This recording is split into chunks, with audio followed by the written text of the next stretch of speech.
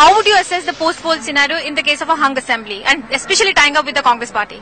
संदीप दीक्षित से मेरा दूर दूर का कोई लेना देना नहीं है और बच्चों की कसम है, ना बीजेपी से गठबंधन करेंगे ना कांग्रेस से गठबंधन करेंगे। दिल्ली से राज, नरेंद्र रावत और कई दूसरे पाठक ये जानना चाह रहे हैं आपसे कि अगर दिल्ली चुनाव में आम आदमी पार्टी को 34 या उससे कम सीटें मिलती हैं तो उनका रुख क्या होगा? जैसा मैंने बताया राज जी, नरेंद्र जी, ये वाला प्रश्न अब थोड़ा सा इमेजिनरी हो गया है, लेकिन अधिकतर पाठकों ने मतलब हमें बहुत सारे पाठक सिर्फ एक यही सवाल पूछा। चलिए ये हाइपोथेटिकल क्वेश्चन का जवाब दे देता हूं कि मान लीजिए ऐसा होता है कि हमें कम सीट मिलती है और हंग असेंबली आती है, तो हम किसी भी पार्टी, जो लोग हमें वोट कर रहे हैं जी, वो बीजेपी और कांग्रेस के खिलाफ वोट कर रहे हैं, वो बीजेपी और कांग्रेस से तंग आके वोट कर रहे हैं। अगर हमने बीजेपी या कांग्रेस के साथ हाथ मिलाया तो उन लोगों के साथ धोखा हो जाएगा। हम ना बीजेपी को सपोर्ट करेंगे, ना कांग्रेस को सपोर्ट करेंगे और ना उनकी सपोर्ट लेंगे।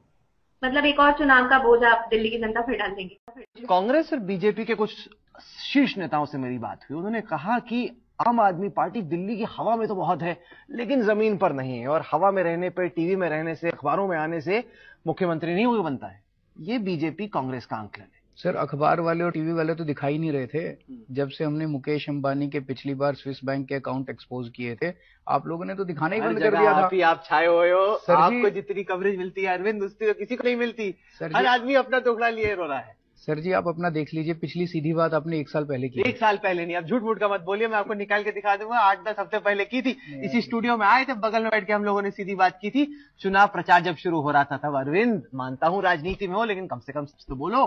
चलिए की जनता किंग बनेगी। लेकिन अगर सिचुएशन ऐसी आती है कि जिसमें एक सरकार बनाने के लिए उसकी कुंजी अरविंद केजरीवाल के हाथ में है, तो अरविंद केजरीवाल क्या करेंगे? हम सत्ता के लालच के लिए अंदर नहीं जा रहे।